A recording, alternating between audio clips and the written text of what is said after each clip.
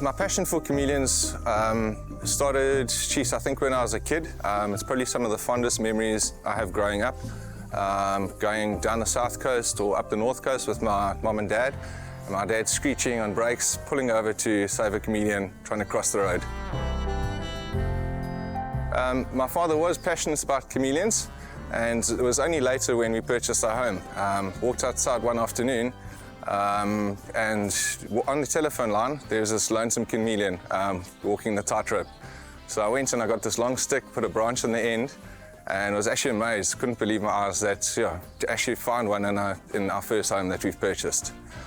From there, my wife actually found a second one in one of the fruit trees in the garden, and from there, that's how the sanctuary actually started.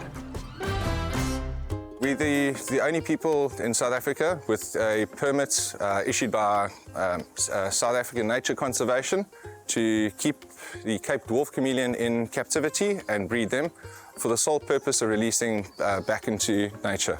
So currently we have 37 adults, 35 teenagers, and we've had, over the last 3 weeks, we've had 59 little babies that have been born.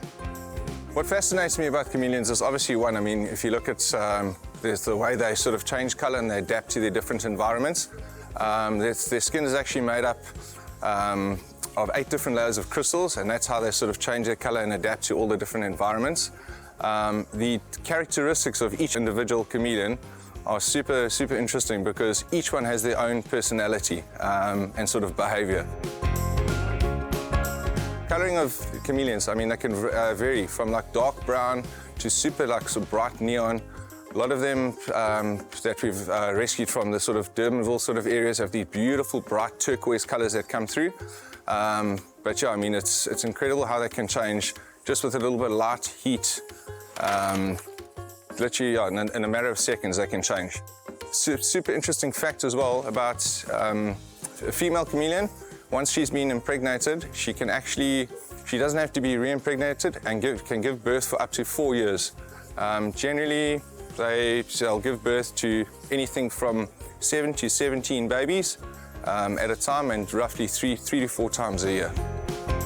I think the most important thing which we're trying to portray and get across to the community, if you find a chameleon in your garden in its sort of natural habits and like environment, chameleons don't drink water out of a bowl. They lick the dew off the leaves of the trees and shrubs that they're in. So to look after them, what we generally do is just a light misting, not of all the leaves and shrubs around. Another thing that you can do to attract a bit of food into the area, you can hang small pieces of fish in the various sort of trees and shrubs, as well as throwing all your fruits, veg and offcuts into the actual flower beds and surroundings. Obviously the fruit and veg, throwing into the surroundings, it'll attract little fruit flies and a variety of different insects for them to feed on.